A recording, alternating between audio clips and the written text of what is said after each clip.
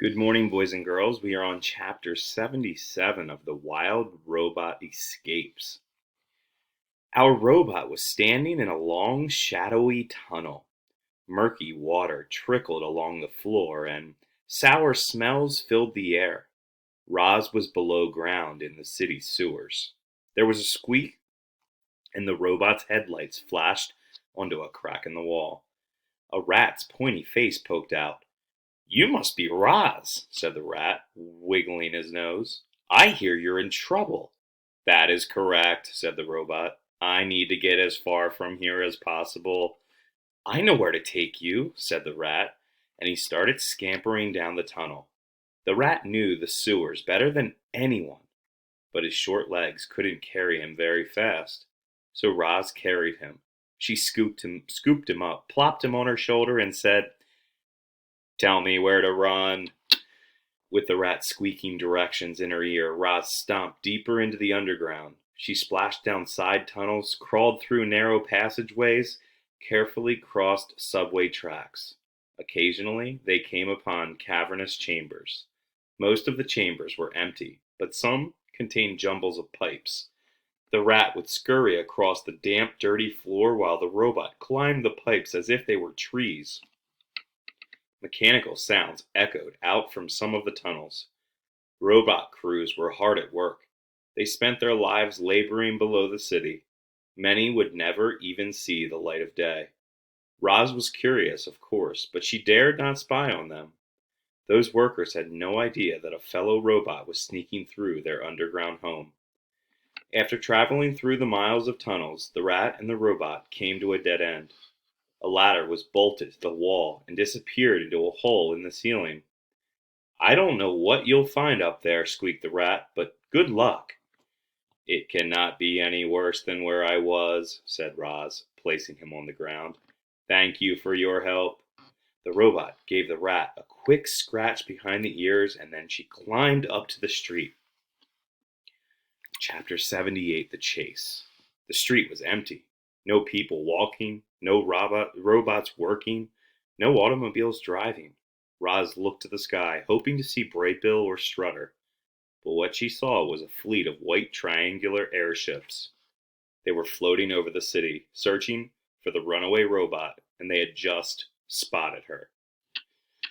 "Rosum Unit 7134, do not move." These robots zipped down from a ship on cables. They were Rico's 10, 11, and 12.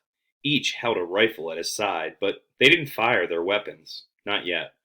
Their orders were to retrieve the target unharmed if possible. Our robot's survival instincts blared like sirens in her head, and she burst away from the Ricos. She sprinted down the empty street and turned onto another empty street. All the streets seemed to be empty, but they wouldn't be empty for long. More and more big, bulky robots came zipping down to join the chase. The Ricos moved like machines. Their target moved like an animal. The wild robot stayed low, gliding across the streets, darting around buildings, vanishing into the shadows. Her computer brain thought back to those games of hide and seek she had played on the farm. But this was no game. Roz never should have gone into that alley. She was halfway through it when Ricos appeared at both ends. There was only one direction to go.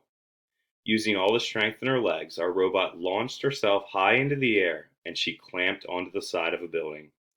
Frightened faces peered out from a window, but Roz didn't want to frighten anyone. She just wanted to go home. The robot launched herself up and across the alley and clamped onto the opposite building. Back and forth she went, leaping between the buildings, climbing higher and higher until she landed on a flat, lofty rooftop. The sky was filled with white airships. All at once, the ships turned toward Roz. Their engines buzzed as they closed in on our robot. But then came a strange, swishing noise. Pigeons, hundreds of them, thousands of them.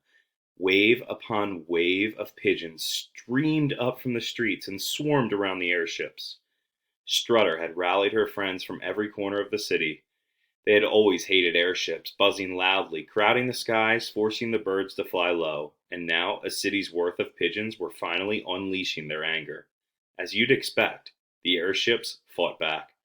Blazing beams of light flickered across the skyline and left charred feathers floating on the breeze. But the pigeons didn't retreat. They tightened around the airships, distracting them, confusing them.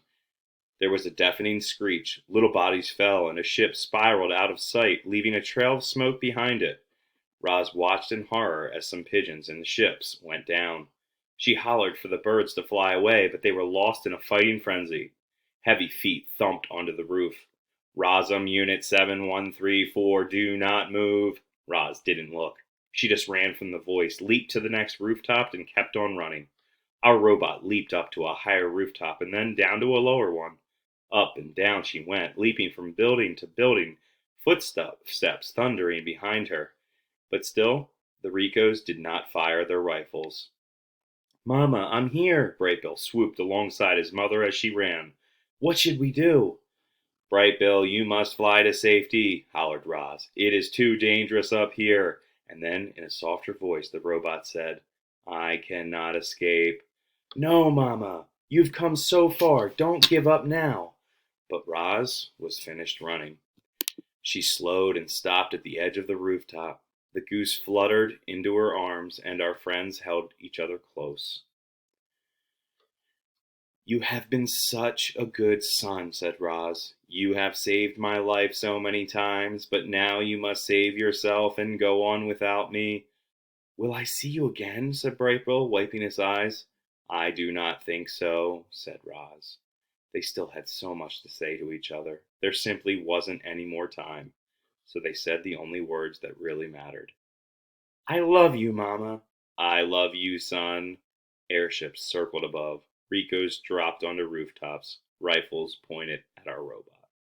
A voice boomed. Rosum Unit 7134, do not move. But Roz did move. She heaved her son toward the sky so that he could fly to safety. And in that instant, a trigger was pulled. A blazing beam of light flashed onto our robot's leg. Damage sensors flared as the leg turned bright orange and melted away. Poor Roz tried to keep her balance, but she was already toppling backward off the roof. She seemed to hang in the air, sparkling in the sunlight, and then she fell down, down, down to the street below. As Roz was falling, she took one last look at Brightbill. Soaring in the sky above, she watched him get smaller and smaller. Then everything suddenly went dark. We're going to end on that. Chapter 79 is the next chapter.